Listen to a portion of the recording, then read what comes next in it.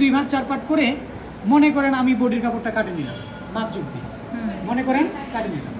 নেওয়ার পরে অবশিষ্ট কাপড়টাকে আমরা ভাঁজ দিছিলাম আগে একটা লম্বার দিকে, কোন দিকে?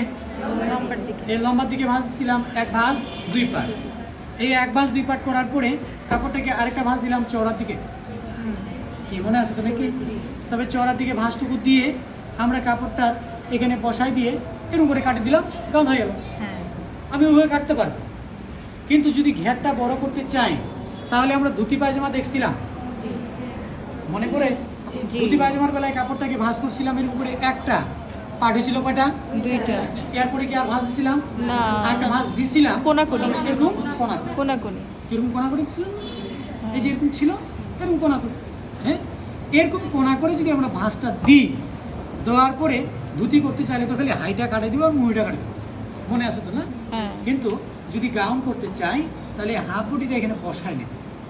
কোথায় বসাবো? এটা একটা প্রশ্ন। এখানে হাফ বডিটা বসাইতে গিয়ে, আচ্ছা এখানে যদি আমি বসাই তাহলে কি উপরের কাপড়ের সঙ্গে নিচেরটা মিল আছে? না। আচ্ছা আমি যদি এখানে বসাই তাহলে কি মিল হবে? অতএব এই হাফ বডিটা টানতে টানতে যেখানে মিলবে সেখানে আমার মিলে কি মিলে গেছে না? জি। কি বুঝা যাচ্ছে তো নাকি?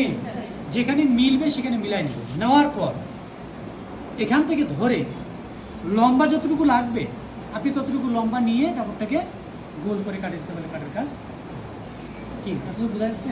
দেখেন এটা এতটুকুর মধ্যে রাখছি, এই যে এটা আমি কাটি নিলাম,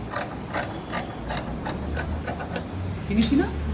এরপর মনে করেন লম্বাটুকু আমার এখান থেকে লাগবে, এটা আমার ঘেরটা, ঠিক আছে?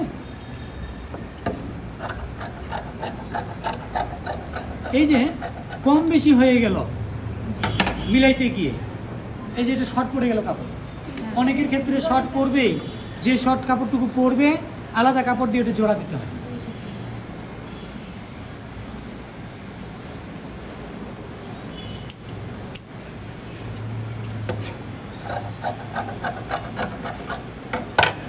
এটাও গাউন, ওটাও গাউন। তবে এভাবে কাটলে ঘেরটা বেশি হবে, ওভাবে কাটলে ঘেরটা কম হবে। ঘেরটা ওটা থেকে বেশি দেখা যাচ্ছে না? আরো বড় হলে আরো বড় হবে।